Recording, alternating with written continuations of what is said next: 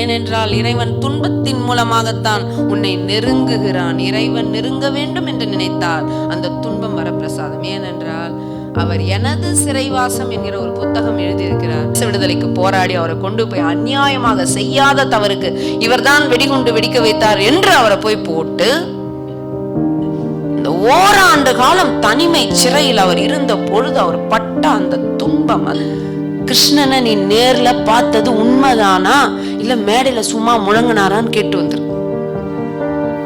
அந்த ஓராண்டு காலம் இறைவன் முழுமையாக என்னை ஆட்கொண்டார். தியானம் பண்ணார். அவர் சிறைவாசம் இல்லை, சிறைச்சாலை இல்லை, அவருக்கு அது தவச்சாலையாக மாற்றிக்கொண்டார். அந்த உள் நிறைந்து மீட்கும் பொழுதுதான் நமக்கு அந்த ஆன்ம விழிப்புணர்வு வரும். அந்த எப்ப வரும் அந்த ஃப்ரீசிங் பாயிண்ட், மெல்டிங் பாயிண்ட், அது எப்ப வரும்னே தெரியாது. ஏதோ ஒரு துக்கம் அடிக்கும், இறைவன் மீட்பு வருவார். வா இல்லை தொடர்ந்து நமக்கு என்னமோ தெரியாது, எல்லாமே நமக்கு ஒரு மாதிரியே போகும். திருமண வாழ்க்கையா இருக்கட்டும், நம்ம ஏதோ ஒரு இடத்துல ஒரு குழந்தைகள் பேரா இருக்கட்டும், எல்லா இடத்திலும் நம் தேடல் உறுதியாக இருந்தால் எல்லாவற்றிலும் ஒரு துக்கம் வரும். ஒரு சிலருக்கு சந்தோஷம் கொடுத்து கூட இறைவன் மீட்பார். ஓவர் ஸ்வீட் சாப்பிட்டா கூட திகட்டிடும், தூக்கி போட்டுரும், வேண்டாம். ஒரு சிலருக்கு துக்கத்தை கொடுத்து இறைவன் அழைப்பார்.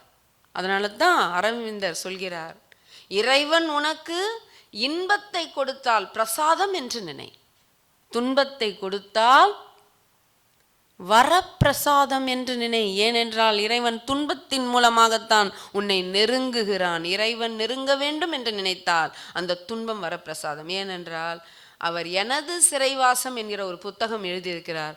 அவரை படுத்திய பாடு இருக்கு பாருங்க. அரவிந்தர் என்பது யாருன்னு தெரியும்னு நினைக்கிறேன். பாண்டிச்சேரியில் அவர் ஆசிரமம் இருக்கிறது. அவரை ஓராண்டு காலம் அவரை கடுமையான சிறைவாசத்தில் வைத்தார்கள். பூனேவில் தனி அறையை கொடுத்துட்டாங்க. என்ஜாய் பண்ணார் அவர். அந்த தனி அறையில் அவருக்கு இருந்த தட்டை சொல்றாரு. அவ்வளோ ஓமானம் சொல்லுவார். அந்த தட்டு எப்படி இருந்தது, அவர் கொடுத்த குவளை எப்படி இருந்தது, அதில் தான் நான் எல்லாமே பண்ணிக்கணும்னு வரும். நான் முகம் கழுவுவது, கழிப்பிடத்தை சுத்தம் செய்து கொள்வது ரொம்ப கஷ்டமாக இருக்கும், நீரருந்துவது அனைத்தும் அந்த ஒரு குவளை. அவர் யார் தெரியுங்களா? கல்கத்தாவில் இருந்த ஒரு பெரிய கோடீஸ்வரோட பையன். அப்படி ஒரு வசதியான வாழ்க்கை வாழ்ந்தவர். தேச விடுதலைக்கு போராடி அவரை கொண்டு போய் அநியாயமாக செய்யாத தவறுக்கு இவர்தான் வெடிகுண்டு வெடிக்க வைத்தார் என்று அவரை போய் போட்டு இந்த ஓராண்டு காலம் தனிமை சிறையில் அவர் இருந்த பொழுது அவர் பட்ட அந்த துன்பம், அந்த வேதனை எல்லாம் அவருக்கு பாடமாக இறைவன் மீது காதல் வந்துருச்சு. அவருக்கு கிருஷ்ணர் மீது மிகப்பெரிய பக்தி. கிருஷ்ணர் அவர் காட்சி கொடுத்தாரு. இந்த செய்தி அவர் விடுதலை அடைந்து, இந்த செய்தி உங்களுக்கு நான் சொல்றேன், இது எடுத்துக்கோங்க. விடுதலை அடைஞ்சு என்னென்றால் அரவிந்தர் மேடையில் முழங்கினார் என்றால் அப்படியே கூட்டம் அப்படியே இருக்கும். அது பெரிய பலமாக காந்தி நினைத்தார். அரவிந்தர் பேசினா சுதந்திரம் அடைஞ்சிடலாம், ஏன்னா மக்கள் அப்படி விழிப்புணர்வு அடைஞ்சாங்க. ஏன்னா ஒரு ஆன்மீகவாதி அவர். சிறையிலிருந்து முதல் மீட்டிங் பேசுறாரு. எல்லாம் ஆர்வமாகறாங்க. என்ன சிறை, என்ன விடுதலை பற்றி பேச போகிறார். என்ன தெரியுமா பேசினார்? நான் கிருஷ்ணனை நேரில் சிறையில் கண்டேன்னார். எல்லாரும் அப்படியே பார்த்தாங்க, நம்பினாங்க. ஏன்னா அவர் சொன்னது உண்மையா இருந்துச்சு. நான் கிருஷ்ணனை நான் நேரில் கண்டேன். பார்த்தார், அவர் காட்சி கொடுத்தார் கிருஷ்ணர். இந்த செய்தி எல்லா பத்திரிகையிலையும் வெளியே வந்துச்சுங்க. இந்த செய்தி ரொம்ப அழகா இருக்கும், அதை கேளுங்க. பாரதியார் படிக்கிறார் இதை இந்தியாவில், பாண்டிச்சேரியில் உட்காந்து படிக்கிறார் பாரதியார். அழ ஆரம்பிச்சிட்டார். ஏன்னா அவர் கண்ணன் பக்தன். அவர் கண்ணன் பாட்டெலாம் கேட்டு பாருங்க. என்னடா அரவிந்தருக்கு கண்ணன் காட்சி கொடுத்தன்னு பத்திரிகையில் செய்தி வந்திருக்குது. இவர் இருக்கிறது பாண்டிச்சேரி, அவர் இருக்கிறது கல்கட்டா. அப்பெல்லாம் ஃபோன் வசதி கிடையாது. உடனடியாக ஃபோன் அடிச்சு, என்னப்பா, ஏன்னா அவங்க தேச விடுதலை போராட்ட வீரர்கள், ஃப்ரெண்ட்ஸ் 2 பேரும். கேட்கணும், ஆர்வம் தாங்கலை பாரதியாருக்கு. எனக்கு ரொம்ப பிடிச்ச சம்பவம் இது. இந்த புத்தி விழிப்புற்றவர்கள் எதில் ஆசைப்படுறாங்கன்னு பாருங்க. அந்த கடவுளை தேடுறவங்களுக்கு எது காதல்னு பாருங்க. பாரதியார் நிலை கொள்ளலை, கண்ணனை பார்த்துட்டாராமே, அரவிந்தர் கண்ணனை பார்த்துட்டாராமே. இப்போ எப்படி நம்ம தெரிஞ்சுக்கிறது அந்த அனுபவத்தை? இங்கே இருக்குது 2000 கிலோமீட்டர், நான் எப்படி போய் தெரிஞ்சுப்பேன்? உடனே அந்த அந்த குவளை கண்ணனா அது ஒருவரை கூப்பிடுவார். கூப்பிட்டு, நீ இங்கேருந்து கல்கட்டா கப்பலில் போ, போயிட்டு அரவிந்தரை சந்திச்சு அவர் கண்ணனை சந்திச்சாரான்னு கேளு நிதமாவே. எதுக்கு அனுப்புகிறாருங்க?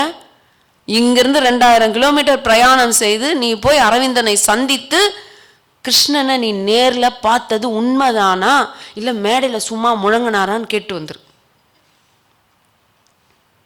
போகிறார் அவரும். ஏன்னா பாரதியார் மீது அவருக்கு அவ்வளோ அன்பு. அவர் போகிறாரு. 8 நாள் பிரயாணம் பண்ணி போய் இறங்கி அரவிந்தரை போய் சந்தித்து பாரதியார் உங்ககிட்ட ஒரு கேள்வி கேட்க சொன்னார். என்ன கேள்வி? நீங்கள் நிஜமாகவே கிருஷ்ணனை பார்த்தீங்களா? நான் பார்த்தேன். அவள் தாங்க வந்துட்டார் இவர். இவர் வெயிட் பண்ணிகிட்ருக்காரு. என்ன சொன்னார்? அவர் பார்த்தேன் என்றார்.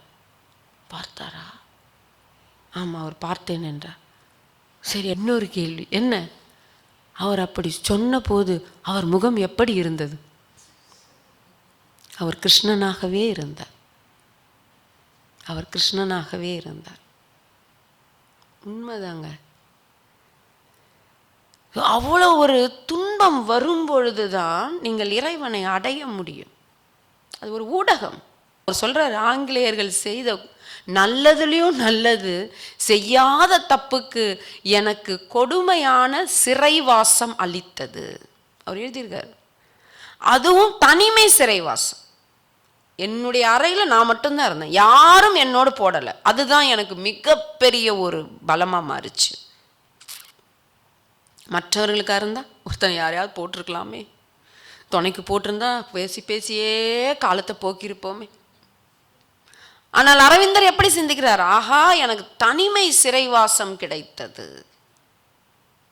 அந்த ஓராண்டு காலம் இறைவன் முழுமையாக என்னை ஆட்கொண்டார். இதாங்க தியானம் பண்ணார்.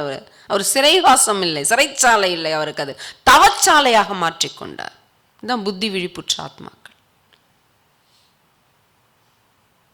இது ஆன்மீக விழிப்புணர்வு. தொடர்ந்து அம்மா அவர்களின் பதிவுகளை பெற இந்த யூடியூப் சேனலை சப்ஸ்கிரைப் செய்யவும். மேலும் விவரங்களுக்கும் அம்மா அவர்களின் நேரடி மற்றும் இணைய வழி வகுப்புகளில் கலந்து கொள்ளவும் டிஸ்கிரிப்ஷனில் உள்ள எண்ணை தொடர்பு கொள்ளவும்.